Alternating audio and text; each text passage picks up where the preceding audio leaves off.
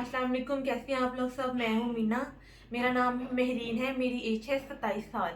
क्योंकि आप लोगों ने बहुत ज़्यादा मुझे प्यार दिया, बहुत ज़्यादा सपोर्ट किया, आप लोगों का बहुत बहुत ज़्यादा शुक्रिया। काफ़ी लोग मुझे कमेंट्स में ये पूछ रहे थे कि आपके साथ क्या हुआ था।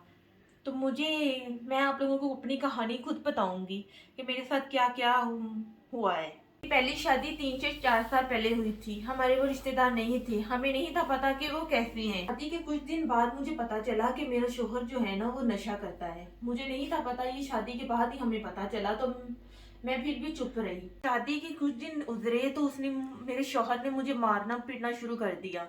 तो मैंने घर में इसलिए नहीं था बताया कि मेरे माँ बाप बहुत गरीब थे। मेरे माँ बाप के ऊपर क्या गुजरती, इसलिए मैंने नहीं बताया अपनी अम्मी को कि जो उन्होंने मेरे लिए पसंद किया था वो तो मुझे मारता था। इसी तरह 1 साल गुजर गया। अल्लाह पाक ने मुझे इतना प्यारा बेटा नवाजा। उसका नाम हमने मीसम हैदर रखा था। जब 1 साल का मेरा बेटा हो गया था, उसके बाद वो मेरा सारा जो भी सामान था, मेरा जेवर था, मेरा लहंगा था, वो सारा कुछ उसने बेच के तो नशा करने लग गया था। इवन के मुझे ज्यादा मारने लग गया था। मुझे कहता था कि बाहर से कमा के लाओ और कमाओ अपना खुद ही। 3-4 माह गुजरे तो मैं बहुत ज्यादा मारना शुरू हो गया था। फिर मैंने अपनी अम्मी को बताया कि मजबूर होकर अपनी अम्मी को बताना पड़ा कि अम्मी मुझे मारता है ये, आप आए एक दफा। अम्मी आई, फिर अम्मी आके उनसे बात की, उन्होंने भी समझाया, मुझे भी समझाया था। तो 1 हफ्ता ऐसे ही उधरा, सही गुजर रहा था। 1 हफ्ते के बाद फिर उसने और ज्यादा नशा करना शुरू कर दिया, मुझे मारना पीटना शुरू कर दिया। अम्मी इसके मिलने भी नहीं था देता और कॉल पे बात भी नहीं था करने देता। ऐसे ही उसकी बस एक ही जिद थी कि भाई जाओ कमा के लाओ। हफ्ते के बाद मेरे भाई मुझे लेने आए अम्मी के, ताकि अम्मी अबू से मिल ले। तो उसने कहा कि ना बच्चा हमें नहीं देना, आप इसको ले जाए। मुझे शायद यही लगा कि उन्होंने ना मुझे हमेशा के लिए घर भेज रहे हैं, वापसी भेज रहे हैं। दिनों के बाद 2-3 दिन बाद ही मेरा बेटा मुझे बहुत याद आ रहा था। मैंने उसको कहा था कि आके मुझे ले जाओ। तो उन्होंने कहा था हमने नहीं आना, अब आपको लेके नहीं जाना।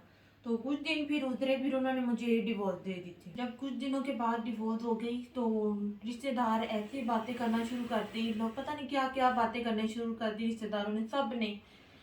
इवन कि अपनों ने ही बातें ज्यादा बनाई थी कि पता नहीं इसको क्यों क्यों डिवोर्स हो गई है, ये है वो। फिर मैंने जिसके ऊपर से उजरी हो ना, पता उसी को ही होता है, अगले बंदे को नहीं पता होता। बेटा माशाल्लाह से इतना प्यारा था ना, इतना क्यूट था, और आज भी मुझे बहुत याद आता है। पर दुनिया की कोई भी सब चीज मिल जाती है, लेकिन मेरा बेटा मुझे एक दफा आके मिल जाए ना, बस बहुत याद करती हूँ उसको।